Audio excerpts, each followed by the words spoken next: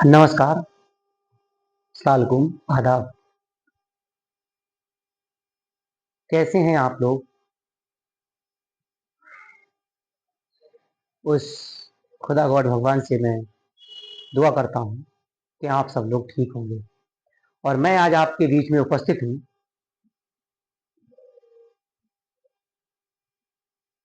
भारत के आज़ाद होने के बाद जब इसकी राज व्यवस्था की बात की गई, तब जाकर के इस देश के अंदर राज व्यवस्था किस तरीके से स्थापित हुई, उस राज व्यवस्था को बताने के लिए मैं आज आपके बीच में उपस्थित हूँ।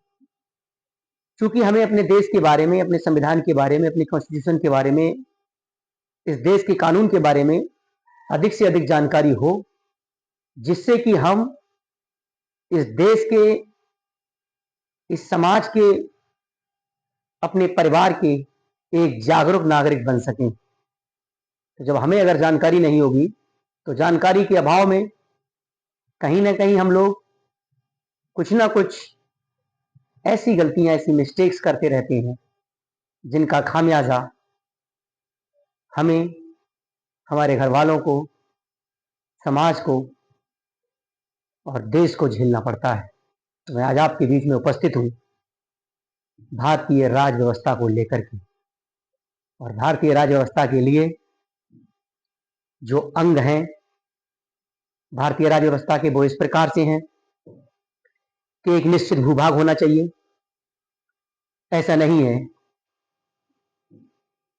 कि किसी भी देश की राज व्यवस्था की सीमा ना हो।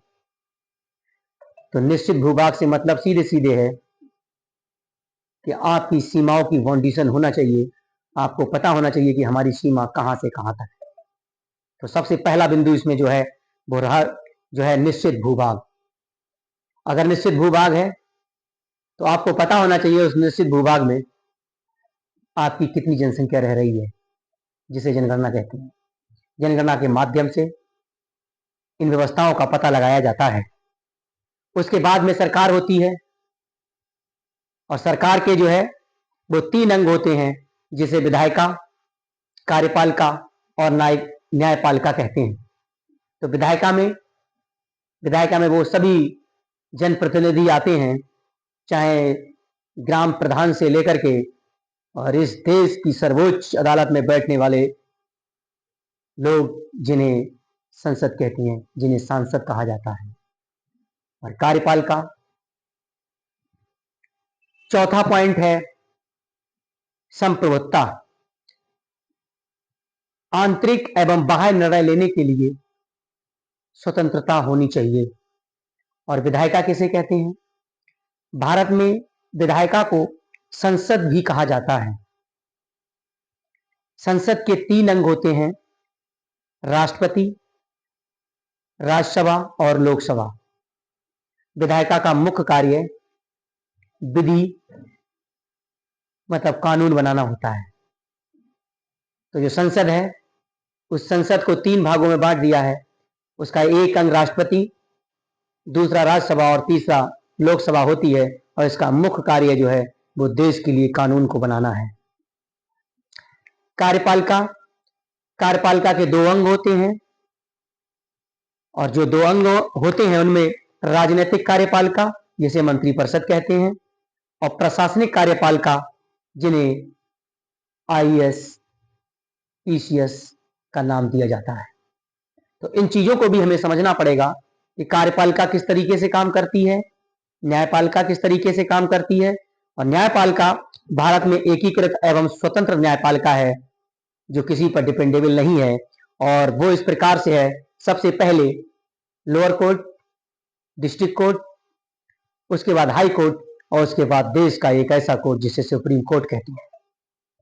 तो 3 चरणों में या 4 चरणों में बटी हुई न्यायपालिका है, जो बारी बारी से आपको न्याय दिलाने के लिए प्रतिबद्ध है। न्यायपालिका का मुख्य कार्य संविधान का पालन, लोकतंत्र की रक्षा एवं व्यक्तियों के अधिकारों की रक्षा करना है।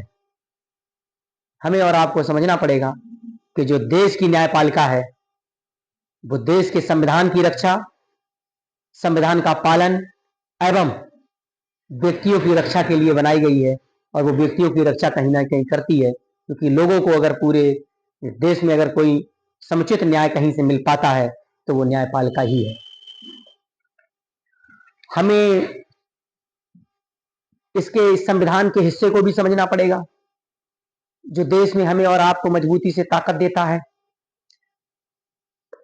एक लेख या लिखित दस्तावेज जो राजनीतिक व्यवस्था का बुनियादी ढांचा निर्धारित करता है तथा सरकार के अंगों की शक्तियों एवं दायित्वों का सीमांकन करता है।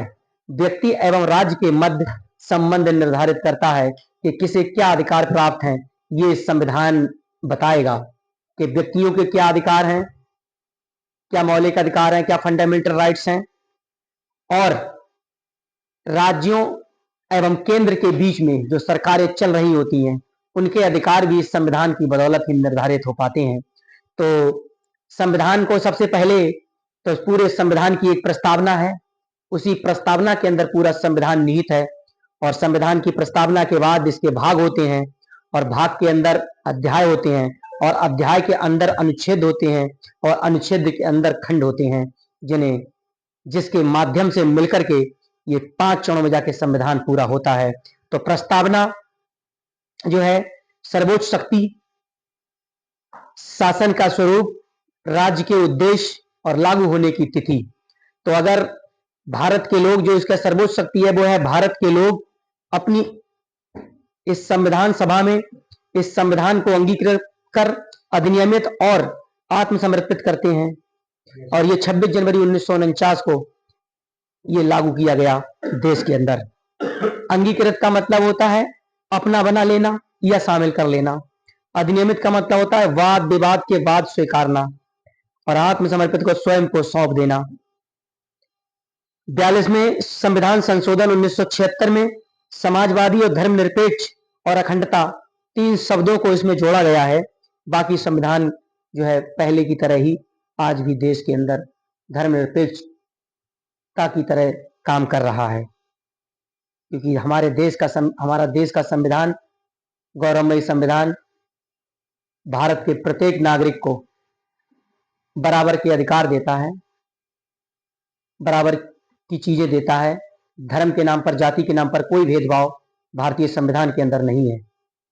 आगे हम आपको जो है इस राज्य व्यवस्था के बारे में बारी बारी से बताते रहेंगे। ये हमारा पार्ट 1 है, और हम आपको संविधान और इसके बारे में लगातार डेली अपडेट्स देंगे। आप हमसे जुड़िए, और जुड़ने के लिए आप चैनल को जो है सब्सक्राइब कर लीजिए, लाइक कर लीजिए, फॉलो कर लीजिए, ज़्यादा से ज़्यादा शेयर कीजिए, जिससे ज़्यादा से ज़्यादा लोगों को बीच में संविधान और राज्य व्यवस्था के बारे में जानकारी, सटीक जानकारी पहुंच सके, क्योंकि ये जानकारी पहुंचना, एक सही जानकारी पहुंचना, दोनों में फर्क होता है। तो आपके पास सही जानकारी पहुंचेगी, इसके लिए आप चैनल को लाइक कर लीजिए। धन्यवाद, थैंक यू।